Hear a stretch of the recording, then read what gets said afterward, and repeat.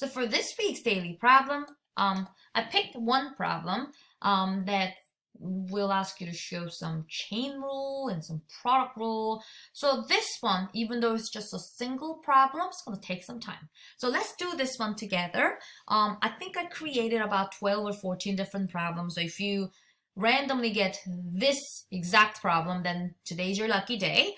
But other ones should be pretty similar, okay? So what are we finding over here? Let me go ahead and highlight what we are finding. Ooh, what's that?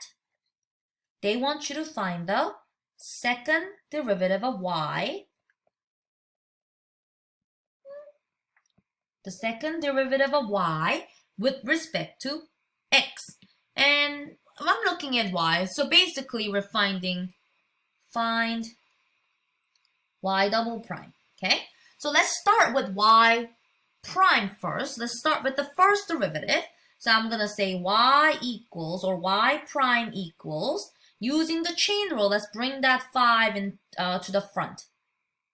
Using the power rule, really, this is power rule. So write the inside exactly the same, but 5 will now go down to 4. So if you stop here, then you're only doing half of the chain rule. You need to now multiply this by the derivative of the inside part. And the inside part for me is 3x to the 4th minus 2. Okay, so I need to now simplify this.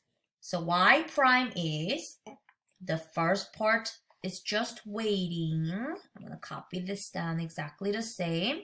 But let me focus on the red piece. Derivative of 3x to the 4th is 12x to the 3rd power, right? And minus 2 is just a constant, so that's 0. So that's it.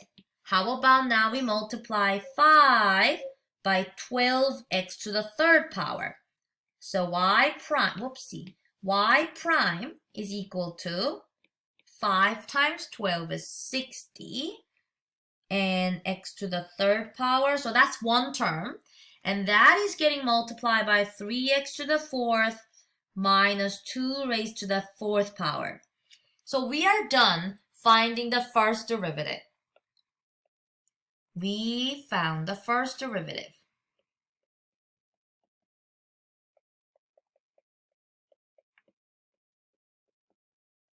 So this is a great, I guess a test problem if I wanted to just see if you know how to do the chain rule. But we have to go one further, okay? Notice this is a product. We have 60x to the 3rd power times 3x to the 4th minus 4 to the 4th power. This is a product. So I'm going to go ahead and say that to find y double prime, we now need to use the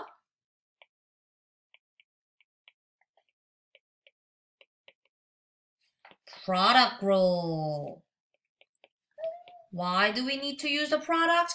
Because we have a multiplication. We have this term times this factor. So we need to use the product rule to find the second derivative. So let me go ahead and I needed to add a page over here.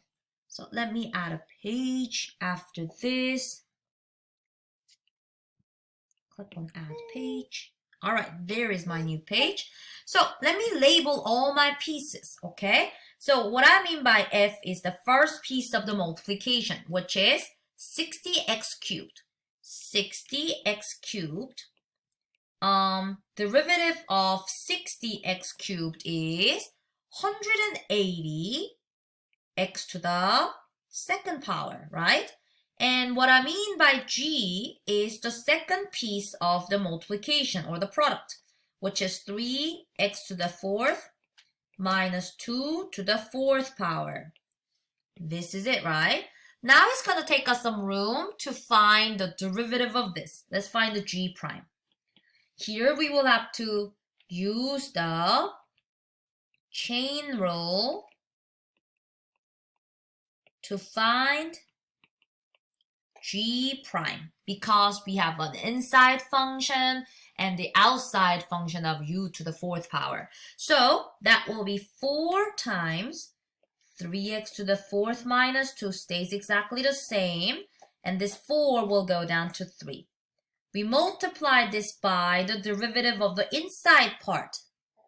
d dx of 3x to the 4th minus, hold on a second, guys. I'm sorry, this is bothering me. I better move this a little bit to the side. Okay, 3x to the 4th minus 2. So let's go ahead and find that derivative of the inside function. Let me go ahead and copy this down the same for now. All right, what is the derivative of 3x to the 4th? That is 12x to the 3rd power. And this minus 2 will just be minus 0, so I can ignore that. Now, let's multiply 4 times 12x to the 3rd power and put that in the front. Okay? So 4 times 12 is 48, x to the 3rd, and 3x to the 4th minus 2 to the 3rd power just comes down. So, whew, that was a lot of work, but we just found g prime, okay?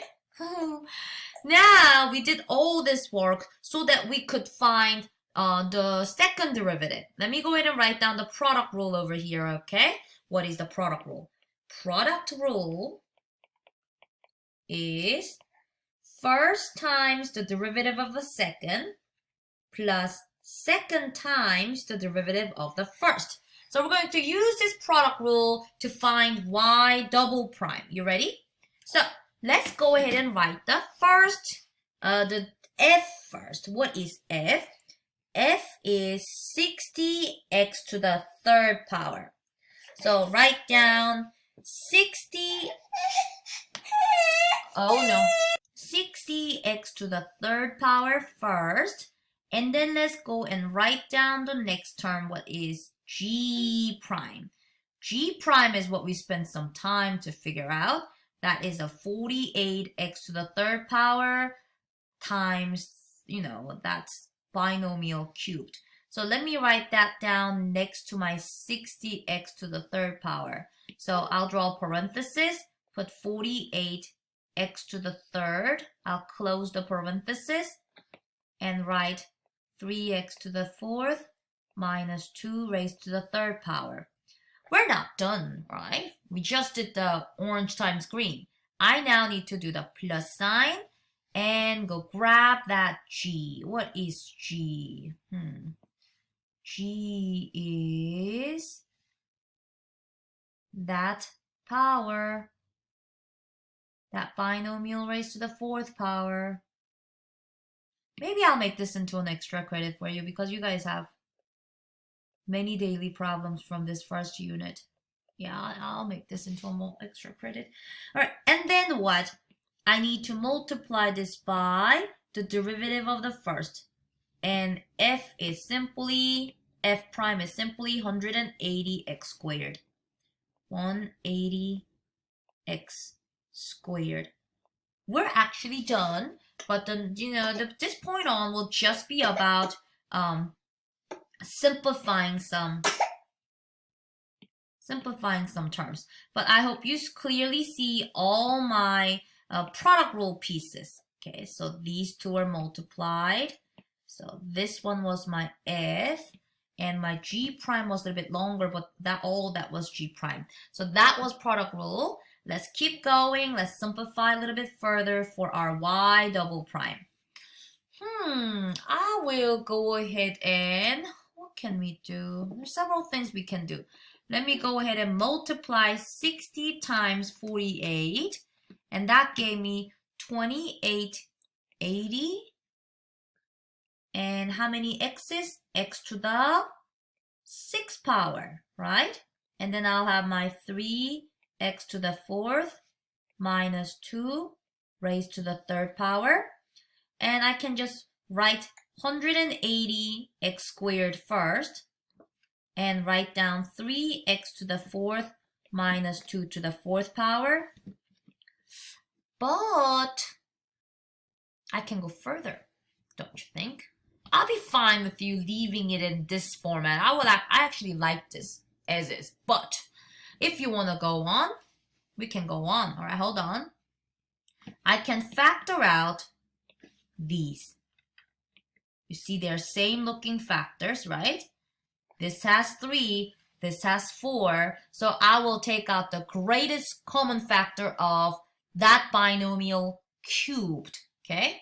So if I do that, I will get y double prime equals 3x to the 4th minus 2 raised to the 3rd power. That's what I decided to pull out. And if I pull that out from the first term, and what I mean by first term is all this, I will only have what left? 2880 x to the 6th power. That's the only thing left. And then I draw the plus sign, and I have my 180 x squared. Oh, but you see how this one had 4 of that, that binomial was getting raised to the 4th power. So if I take out that to the 3rd power, I will still have 1 left. So let me go ahead and draw a parenthesis and have 3x to the 4th power minus 2, close the parenthesis. Okay, this is similar to one of the examples that I did. So this is still outside, 3x to the 4th power minus 2 getting raised to the 3rd power. But let me play with what's inside. 2880 x to the 6th power. I can distribute this 180x squared in and get plus, let me use my calculator. What is 180 times 3? That is 540. Reminds me of a pentagon. Right, 540x to the 6th power minus 360x squared. Looking good. But you know our calculus work was done way above. We're just doing some algebra to simplify. Y double prime is 3x to the 4th power minus 2 to the 3rd power. Let's combine the like terms. This is a like term. These two are like terms. So I'm on my calculator. 2880 plus 540 is 3,420. X to the 6th power minus 360 x squared. Now, I like that. But someone may want to write this in a complete factored out form. I mean, guys, I was so done 5 minutes ago, but I'm going to keep on going to see if I can factor out the greatest common factor. What can I divide 3420 by? I think I can divide that by 180. So this is just me having fun, okay? So I can have that waiting in the front. But I can factor out 180 x squared from the second parenthesis because 3420 divided by 180 was 19. 19 x to the 4th minus 360 divided by 180 is 2. And I pulled out the x squared, so that one won't have any more x squared. So I guess we can go all that far. And I really wouldn't go all this far. I probably stopped maybe about 5 lines above. But if you really insist, like even ordering, writing down the monomial factor first, this binomial that is not getting raised to any power, and then the last 3x to the 4th minus 2, since this guy is getting raised to the 3rd power. If I were to write this in the prettiest form, I will go all this down. But I was actually done at this point. I was done over there. But the 1, 2, 3, 4, 5 lines below, they were just some extra algebra work. So hopefully if you're reading this, you're not freaking out about all these extra steps for a single problem. But I just decided now, because hey, you guys have been doing a lot of work. I don't really need to have 8th daily problems. I'll go ahead and make this one an extra credit. But you're going to have to show me all the work which is about just a page. I mean, you can do that. It's just a page of work. So that's enough for this video. I think I'll keep on going. My little baby is sleeping now, so I think I'm just gonna keep on going and record the rest of it. These are just some extra stuff, but I think it will be nice if you have time to watch them. I'll stop this video now.